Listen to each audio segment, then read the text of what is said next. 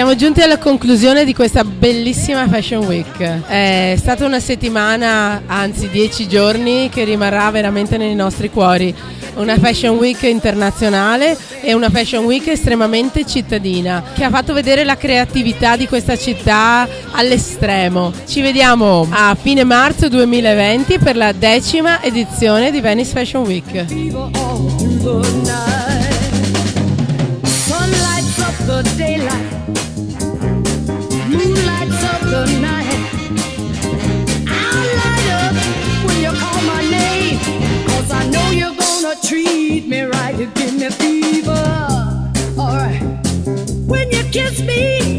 È una grande emozione essere qui questa sera e in mezzo a questa meravigliosa festa e avere delle modelle d'eccezione come le nostre che sono venute per noi e perché hanno voluto sposare questo nostro progetto e vivere con noi questa esperienza meravigliosa. Questa sera, in occasione della Venice Fashion Week, abbiamo presentato il marchio Remoué con 3 creazioni realizzate utilizzando dei pezzi vintage o pezzi antichi che recupero facendo dei viaggi in Europa.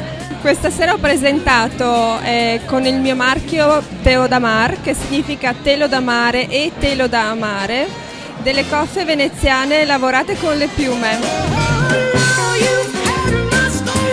Grazie alla Venice Fashion Week, grazie a Lorenzo e grazie a Laura e grazie a tutto lo staff fantastico che ci dà questa vetrina meravigliosa per far conoscere i nostri prodotti a tutti.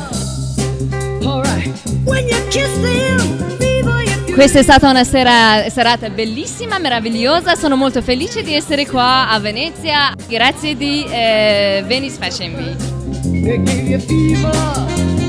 Apart è un progetto di slow fashion che preserva la tradizione sartoriale veneziana e nei 9 linguaggi.